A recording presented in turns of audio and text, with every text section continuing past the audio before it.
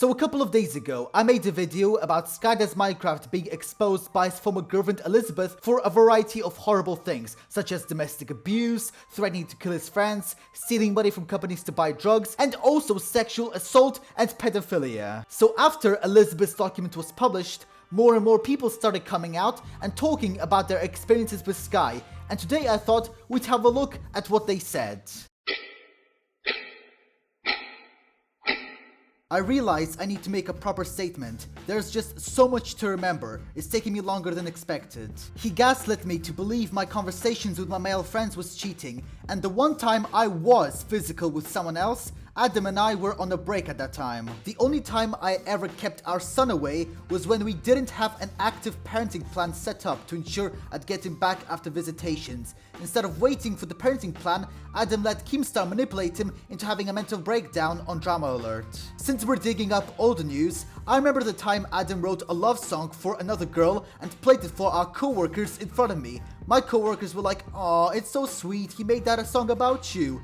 Had to make it awkward and admit it wasn't about me. Then I got harassed about it for days, saying I embarrassed him in front of his employees and how immature I was being, constantly gaslighting me. Oh, and the song was for a girl he was cheating on me with, by the way. He also let her borrow my car without asking. Fun times. When Dawn, his older ex, and I came together to write an affidavit against him, he bribed her by giving her their pit bull from their relationship, whose name was Rascal, in attempts to quiet her and to discredit everything I was saying. Like I said, he uses people and animals for his own gain. Adam likes to call me an abuser for finally retaliating at him physically after he had been chasing me and cornering me. I lashed out after he screamed in my face that he would do everything in my power to make sure the court sees you as an unfit mother. He wouldn't move, so I grabbed his neck and punched him. And honestly, I regret nothing, and he cannot hold that over my head anymore.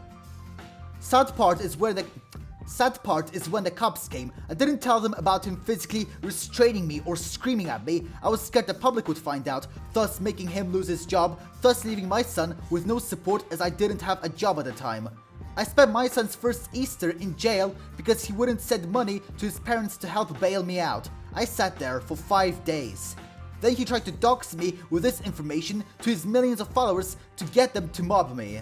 Fun times. In a way, it is so weird seeing Alesa being supported by the community, which back in 2018 was completely destroying her and calling her a monster. And I'm glad that the truth came out, because now her image can finally be rehabilitated and she can finally get on with her life that for the last couple of years, well, has been almost destroyed. AntVenom states that his friendship with Sky dates way back to 2009 and that throughout 2012 he had coached Sky on how to grow his YouTube channel. Although initially Adam was not corrupted by the fame, the two became more distant after PAX 2012, with Sky not inviting AntVenom to Survival Games 5. Although they started communicating and recording videos again in the years that followed, AntVenom mentions that Sky disrespected people's available time by forcing them to shoot for hours before actually recording. AntVenom then mentions that after 2018 he began to notice that Adam was becoming even more mentally disturbed and that by 2019 and 2020 he was frequently in a psychotic state. The last time he spoke to Adam was when the latter asked to borrow some grocery money, with Ant saying he told him that it would be the last time he could help him financially unless he was able to pay it back. AntVenom then concludes his statement by saying directly to Adam that he will only forgive him if he works on himself and provides a message of support to Liz and others who have been hurt by Adam. Gizzy Gazza's statement meanwhile talks about how Adam had repeatedly emotionally abused him. Gazza begins his statement by saying that after collaborating with Podcrash, the creators of Cops and Robbers, on a new map, he invited Sky to record a video with him and it went viral. However, Gazza wasn't invited back for the second recording because Podcrash told Adam that Gazza was trying to take credit for making the map, which was simply a miscommunication. Adam would also tell other creators that Gazza was supposedly a scumbag, and because Adam was a prominent figure in the Minecraft community, they agreed with him and refused to collaborate with Gazza. Gazza was even kicked from a content creator group because they didn't want to ruin their relationship with Adam. Gazza was isolated from much of the Minecraft YouTube community, and although he patched up things with Adam at Insomnia 49. Around a year later, Adam suddenly became distant again at the ArcadiaCon event. Adam once again boycotted Gazza and convinced other creators not to work with him, and once again Gazza was isolated from the Minecraft community to the point that he developed suicidal thoughts, although they patched up things shortly afterwards. So you can clearly see a pattern in Gazza's and Adam's friendship. Adam at one point would be friends with Gazza, then hate him and try to ruin his career by telling other creators not to work with him, and then be friends again and everything is normal. Now, I don't know how else to describe this other than the behavior of a psychopath whose favorite hobby is exploiting his power in order to hurt others. Gazza then goes on to say that in 2018, Adam lashed out at Gazza for using a half-naked image of him in a Where Are They Now video, once again causing everyone not to like Gazza again. Following this, Gazza cut ties with Sky because he realized how much he liked to abuse his power to hurt other creators. Gazza then reflects on how this situation affected him mentally and causing him to develop trust issues, and ends his statement by saying, "I just wish I cut Adam out sooner to save me from the trauma I still live with." So clearly, Gazza's statement is reflective of what went through, because 4 years of emotional abuse and constant attempts to try to ruin his career, it's really got to traumatize the guy. I can certainly feel sympathy for him, because trying to ruin your career for 4 years by saying bad things to other creators, it's gotta be terrifying. Like, you're just feeling isolated from everyone, and I just feel sorry for Gazza for having to go through this.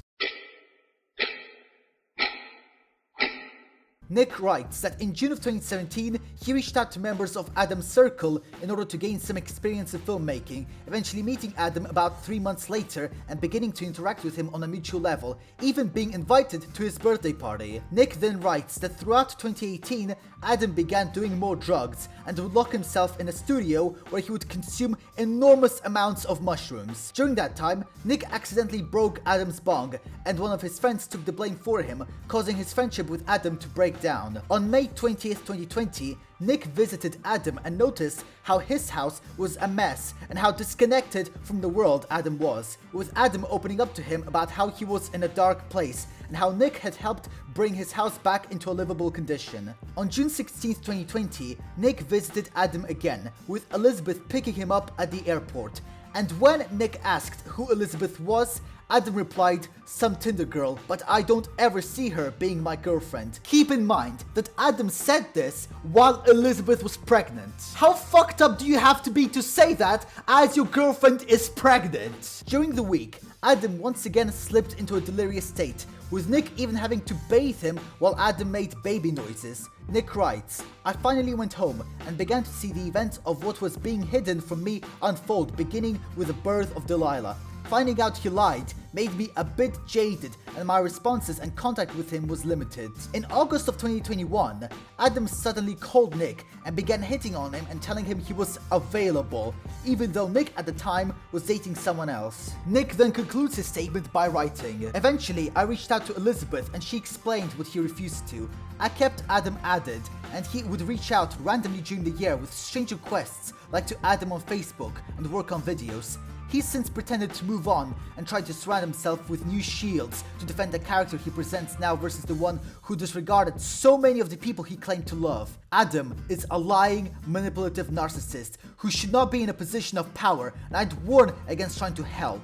No matter how much I want to see the good in him, people need to be aware of what type of man he is. I've since surrounded myself with much more loving individuals, and I am in a relationship with an individual who understands boundaries, and I am learning to repair those that might have been frayed due to all this. To Adam, I wish nothing but for you to get better.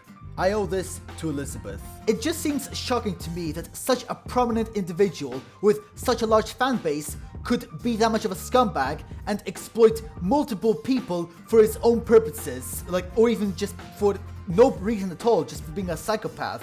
And in general, I honestly feel sorry for people who went through this, because I don't know how it feels like to live with a person and deal with a person who is that much of a narcissistic and lying and manipulative scumbag. So I sympathize you with all my heart. is generally terrifying. I will also leave in the description a link to a video made by a YouTuber called Lanza, who also made a video in which he read the accounts of several people who used to work with SkyDoesMinecraft, and I recommend you watching that video because it's pretty good. I will leave a link to the statements made by the people mentioned in this video, so thank you all so much for watching and for all of your support. Remember to subscribe, like, comment, and as always, I'll see you guys in the next video. Bye bye.